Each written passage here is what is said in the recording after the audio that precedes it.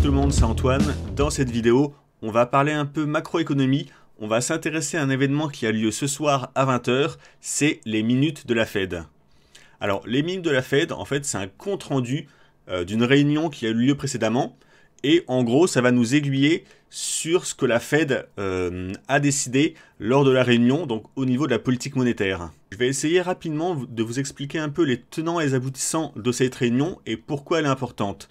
Dans cette réunion, on va avoir un compte-rendu sur ce que pense la Fed de l'économie actuelle et on va avoir souvent des indices sur ce qu'elle compte faire dans le futur. C'est ça que les gros investisseurs vont regarder. Si vous suivez un peu l'économie mondiale, vous devez savoir que le sujet d'actualité en ce moment, c'est l'inflation. Depuis la crise du Covid, eh bien, l'inflation est assez galopante dans pas mal de pays, dont les États-Unis qui ont une inflation annuelle ici à 7,87. Donc c'est énorme. Il faut savoir que pour la Fed, une bonne inflation maîtrisée, ce qu'elle vise dans sa trajectoire, c'est une inflation à 2%. Donc là, avec une inflation quasiment à 8%, on est vraiment dans ce qu'on appelle une inflation galopante qui n'est pas maîtrisée. Cette hausse de l'inflation est due en grande partie à l'impression monétaire qui a eu lieu pendant le Covid, donc des milliers de milliards d'euros et de dollars qui ont été imprimés par la Banque centrale. Donc ça génère mécaniquement de l'inflation.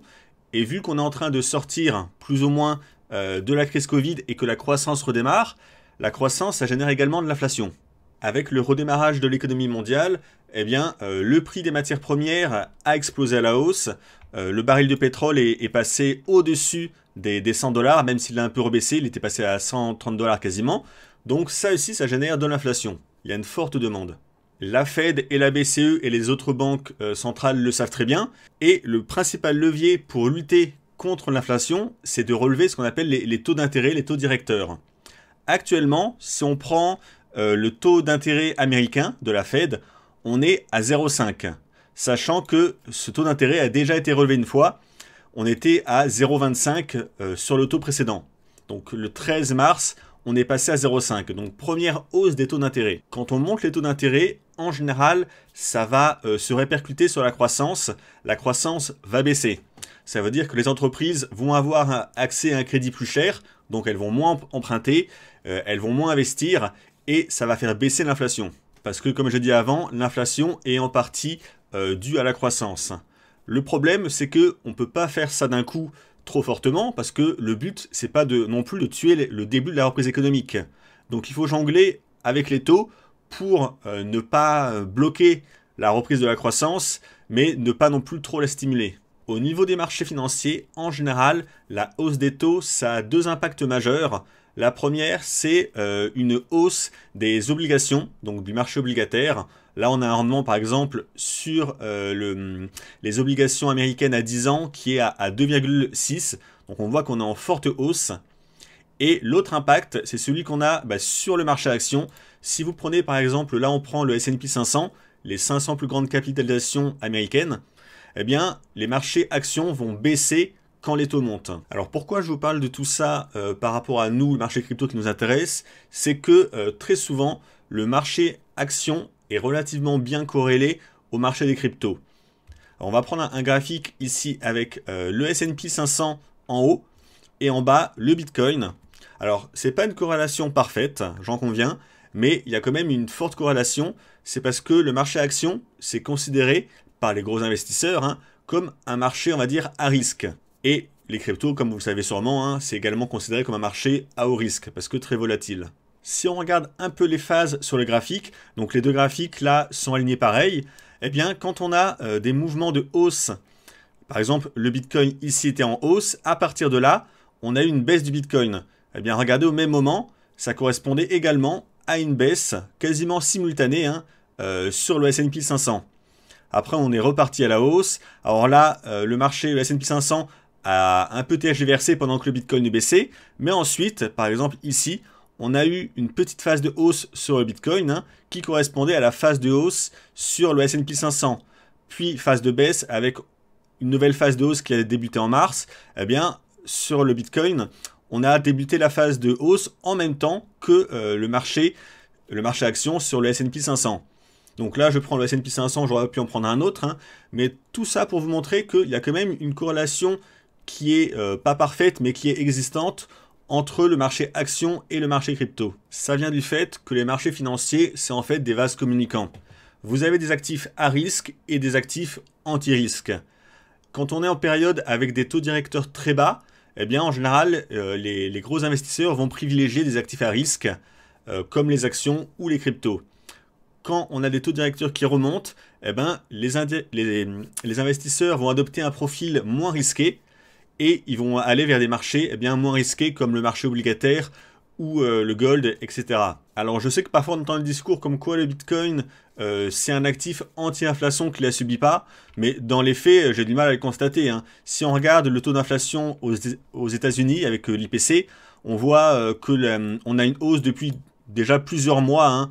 Si on part de novembre, on a une hausse qui est toujours continue et pourtant depuis novembre le Bitcoin a quand même continué à chuter. Pour l'instant, on ne peut pas dire que les investisseurs se soient jetés dessus pour se protéger de l'inflation. C'est pour ça que dans une période de resserrement monétaire et de futures hausses des taux à venir, les marchés actions et le marché crypto risquent d'avoir du mal à vraiment monter. Alors il faut aussi savoir que c'est pas vraiment la hausse des taux qui influe directement le marché, c'est plutôt la prévision de la hausse des taux. Les futures hausses des taux US sont déjà plus ou moins actées par le marché. La Fed en a déjà parlé de plusieurs relèvements des taux cette année. Le marché a déjà pricé en fait cette nouvelle. Mais si jamais il devait y avoir une hausse des taux plus rapide que prévu, c'est là que ça pourrait vraiment pénaliser les actifs risqués, donc actions et crypto. Et le problème de l'inflation en ce moment, c'est que l'inflation est bien supérieure à ce qu'avait pensé la Fed. Donc ça veut dire que la Fed risque de remonter ses taux plus rapidement que le calendrier qu'elle avait prévu. L'article ici nous parle d'un des gouverneurs de la Fed, parce qu'il y a plusieurs gouverneurs, qui est réputé un des plus anti-hausse des taux, parce que le gouverneur a peur que ça bloque l'économie si on remonte les taux. Elle-même en vient à dire qu'il faudrait bien une hausse des taux. Donc là, ça vous montre vraiment qu'on risque d'avoir une avancée du planning, et si ça arrive, on risque d'avoir une baisse du marché crypto et du marché action. C'est pour ça que pour moi, il va falloir vraiment faire attention ce soir aux minutes de la Fed, du compte-rendu, voir si dans ce compte-rendu, on va avoir des indices sur ce que compte faire la Fed pour la prochaine réunion sur les taux directeurs. Et on va finir avec un petit point technique très succinct pour du long terme sur le Bitcoin. On est en format journalier. Au niveau du long terme, on peut tracer un canal haussier parallèle à partir des 2 points hauts ici. Et ça colle parfaitement avec les points bas qu'on a fait sur le Bitcoin. Donc point bas ici, ici et retesté ici avec le rebond. Donc là, on est en phase de rebond sur le bas du canal haussier. Donc canal haussier qui a débuté en avril 2021. Donc la tendance de fond est toujours haussière à long terme. Par contre, on est sous un gros niveau de résistance. On est d'une part sous la moyenne mobile 200 périodes en jaune. C'est une des moyennes mobiles long terme les plus regardées. Donc là, on l'a testé une fois, on a baissé un peu. On est également sous, ici en blanc, le point pivot annuel. Donc c'est le niveau moyen de l'année 2021 qu'on a reporté ici. Donc là, on est sous le point pivot qui fait en général résistance. Surtout quand c'est un point pivot annuel, ça a plus de poids qu'un point pivot horaire ou journalier. Donc on est sous un gros niveau annuel.